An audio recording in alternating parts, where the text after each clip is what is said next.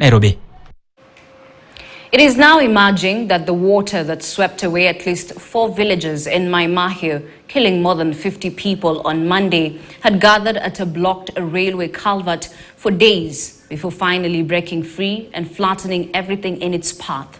It is also emerging that nothing was done to either drain the water or unblock the railway culvert located in Kinale Forest by the Kenya Forest Service that guard the forest around the clock, and the Kenya Railways, whose trains pass above the tunnel, or the government, which should have been aware of the rapidly accumulating water.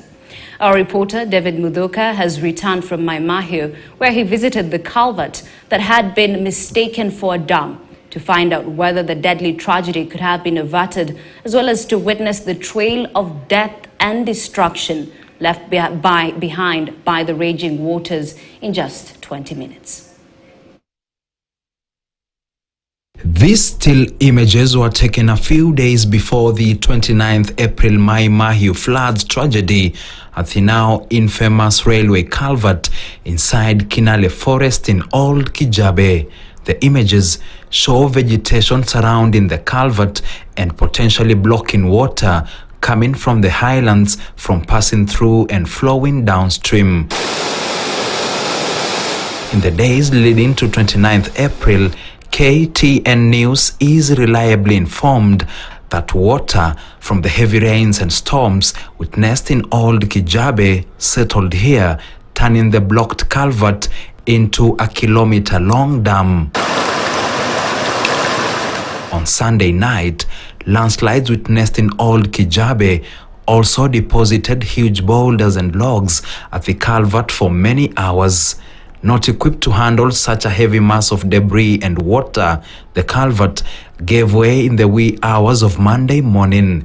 A deadly combination of water, logs, boulders, and debris came tumbling down, sparing nothing in its 3-kilometer path. Ruo Village was the first place to be hit.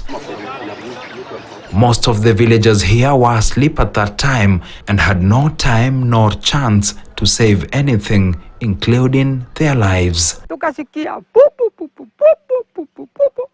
Tukafika mimi nikafika duru nikaambia watu hiyo maji. Na hii ni kitu ya 20 minutes.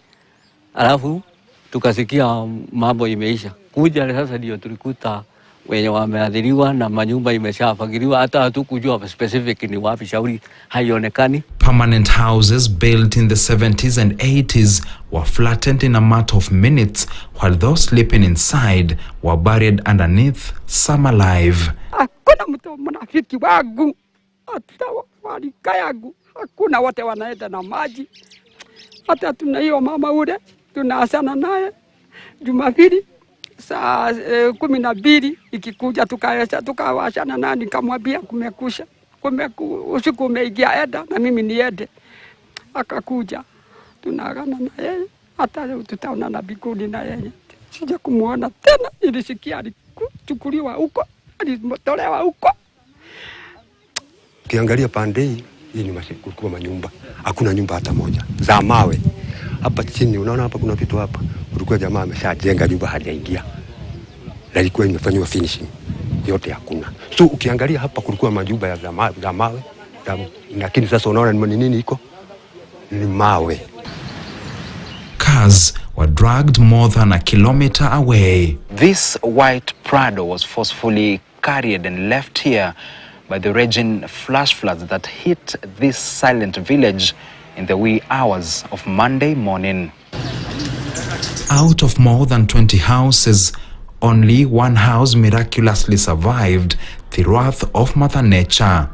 This one-story building had an elderly woman and her daughter inside at the time the raging waters swept the entire Ruo Village. Both survived death by a whisker after hiding in the topmost floor, which was the only part of the house not touched by water. Hata dadagu alikuwa na ng'ombe zilikuwa zimejegewa pale. Na zilienda zote. Hata hakuna mtu anajua, hata bata, kuku, kila kitu, hata vyombo vya nyumba. As of Wednesday evening, 15 bodies had been recovered from the rubbles at this village alone. Villagers who survived the killer waters are however afraid that more bodies could still be buried underneath. Hii yote unaona ilikuwa maboma ya watu na wengine hata hawajulikani waliko. Ukijua hii yote ilikuwa settlement na saa hii unaiona vile ilivyo. Kwa hivyo ni watu wengi wameangamia. Ukizunguka utaona tu ni kaumbwa mahali boma yao ilikuwa kana radarada hapo usijui kakitafuta kulikuwa ni wapi. Most of the survivors are now seeking shelter at a camp that was set up at Ngea Girls Secondary School in Mai Mahiu town. But with schools expected to be reopened next Monday, these homeless survivors are worried about their tomorrow. Hatuna venye tunaweza kaa, hatunya makao, hatunya maguo, hata chakula hao wenyewe ndio wanatusaidia nayo. Mimi niko na bibi na watoto 6. Kila sisi tunaomba ni kama tunaweza saidiwa na mahali tunaweza enda tujengewe tuishi huku. Mahali ambapo tutakuwa na usalama. Hatutapata kijanga kama hilo tena. They are also calling on the government to probe what befell them, how and why it happened. They are also calling for sharp focus on the Kenya Railways, which they believe should have either drained the water gathering behind the culvert or unclogged it, thus averting the tragedy, and the Kenya Forest Service, which should have raised the alarm when things began to take a turn for the worse.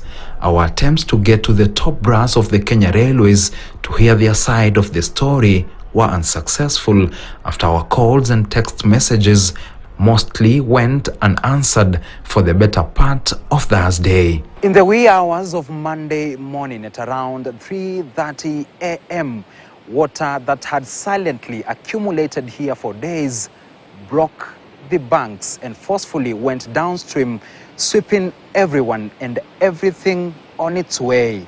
The devastation witnessed here on Monday has not been witnessed in recent years in the country.